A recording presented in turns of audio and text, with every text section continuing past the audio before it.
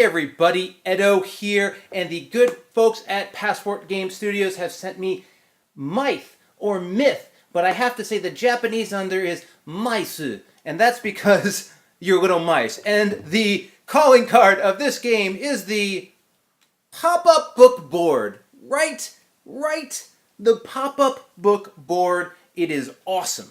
The components here are awesome. This cheese is actually made out of metal. What? But, so, what are we doing with this small little board? Well, and I do, it is a little hard to, maybe different copies are a little bit different. This one, it was new, but, leans in a little, but it's a pop-up book, so what are you going to do? But you have your little dragon here, and he's protecting his cheese, and based on the number of players, the mice start in this area, and, again, you don't have to play with everybody, and you're working your way to the dragon. And the game, and if I didn't say it, this was designed by Koji Malta, but the game is really simple. There are a bunch of these glorious, pretty cards, and some have numbers of 1, 0, 1, 2, and 3, and others have skulls. And it's a push-your-luck game with an interesting dynamic where you're going to have, and you take a couple cards out based on the number of players, but everyone's going to essentially have a hand, whatever, not perfect, and on your turn, you're drawing from other people's hands, sort of like, Go Fish or something. You're drawing from another person's hand, and pushing your luck. So what you're doing is if I get a 1, a 2 of those numbers, they add up, and on the board here there's little dots, and each spot costs an amount to walk through. 1 or 2 or 1. They get a little harder as you go, so you need that much value to get through them. You can jump over other mice, so it's a good catch-up mechanic if you're falling behind, but basically you draw and you say, that's good enough, or I want to keep going. That's good enough, or I want to keep going. If you draw until the point that you get a skull, which is somewhere, wow, I would have done quite well. Here, you get nothing.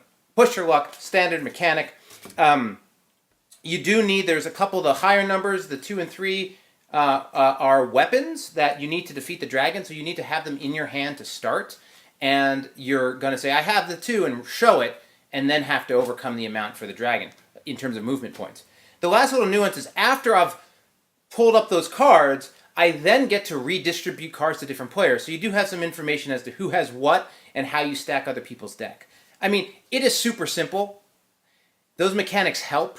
I don't think it ever elevates the game to much of a thinker. I definitely feel this fits for family play and skewing young play. I don't think your typical gamer is going to play this a bunch, but I could see some little kids, and my kids got a kick out of it, checking it and playing it. It's a quick play, and it has its moments with the skull, but I think the biggest sell here is this board and these fantastic components and this really nice box. So definitely cool, pretty light on the game, but kudos for being different. This thing is super cool. So subscribe, share, all that good stuff. Most importantly, play some great games. Thanks.